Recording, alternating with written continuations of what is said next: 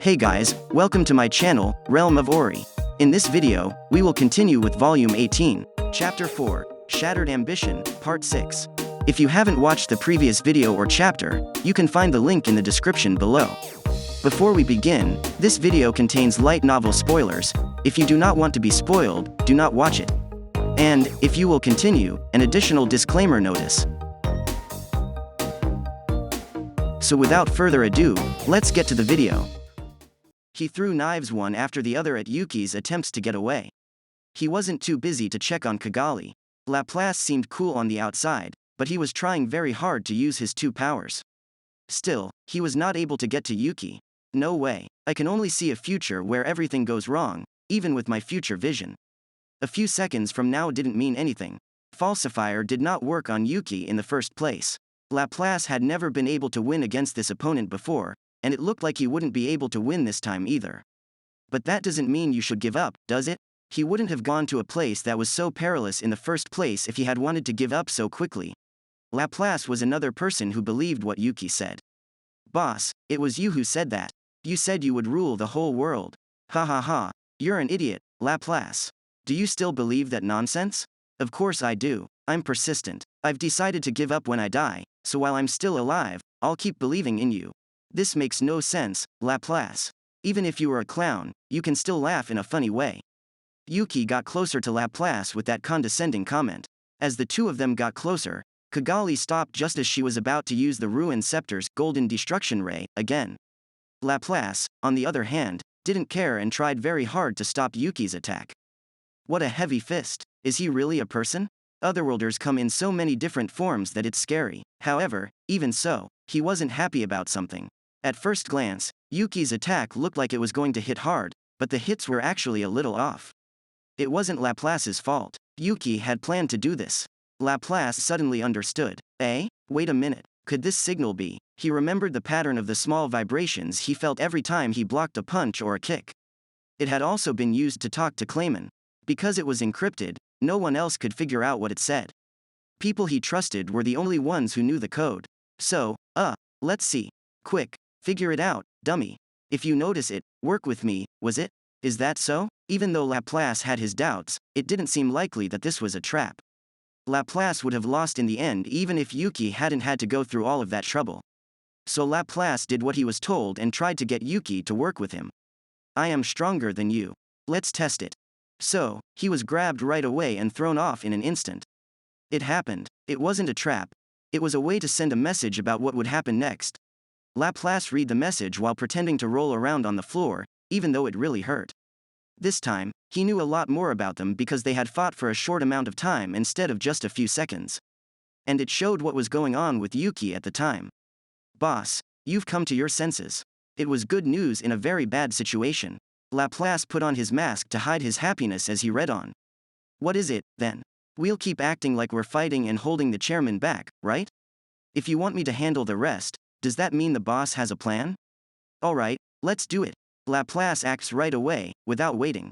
He looked like he was going to attack Yuki, but what he really did was grab Kigali. Okay, now, skill steal. Wait, what, are you okay, chairman? Laplace? What about me? Oh, wait, no.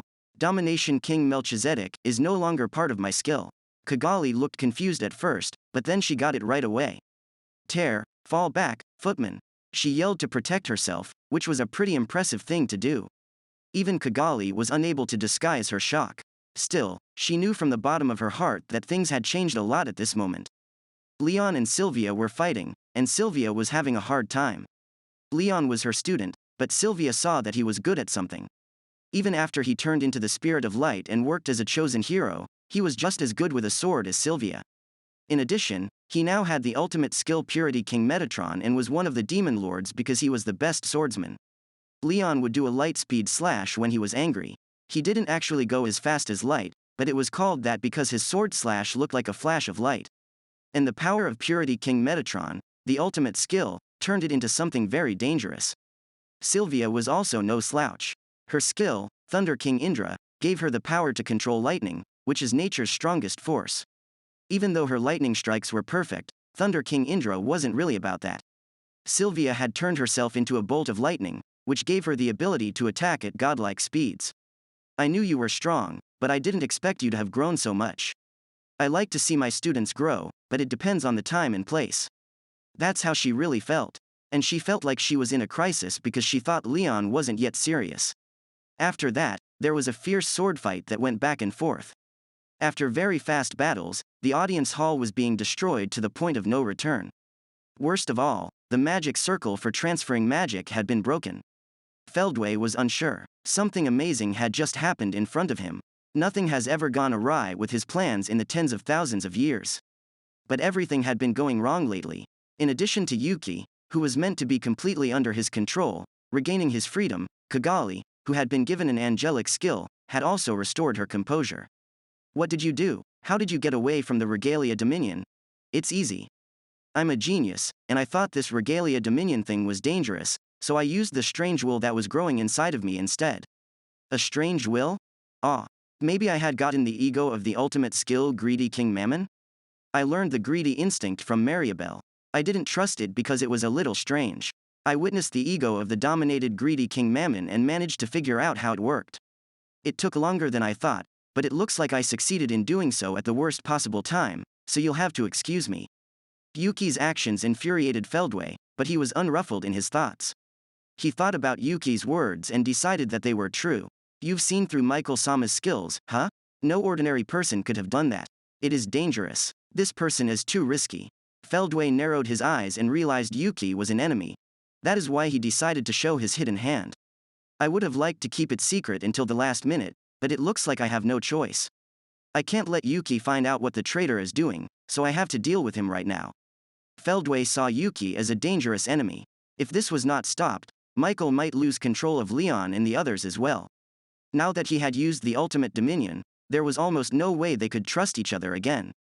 So, even if it was a small chance, he thought it was too much a risk to take. As I expected of Yuki-sama. Well, I guess. Well, it is the boss. You are a man who can't be stopped. Well, not exactly. Right. Now, it almost seems like we've won. Ho ho ho. I have no idea what's going on, but I'm sure we're winning. That's a little over the top, but I think we have a little breathing room now. Sylvia and Leon had been fighting with swords without noticing that the situation was changing. They stopped for a moment to get some space between them. Seeing this as a good chance, Sylvia asked Yuki.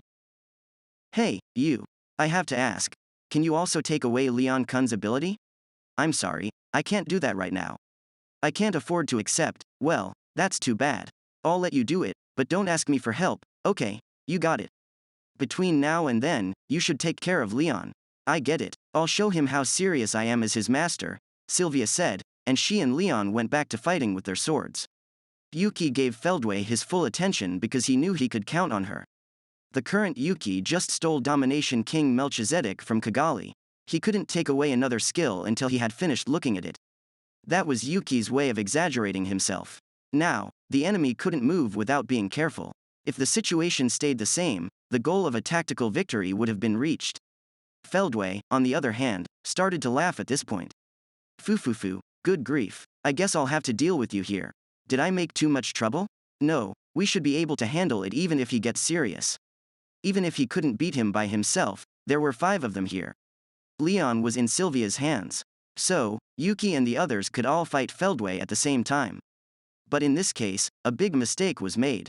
Feldway's trump card was used in a way that Yuki could not have imagined.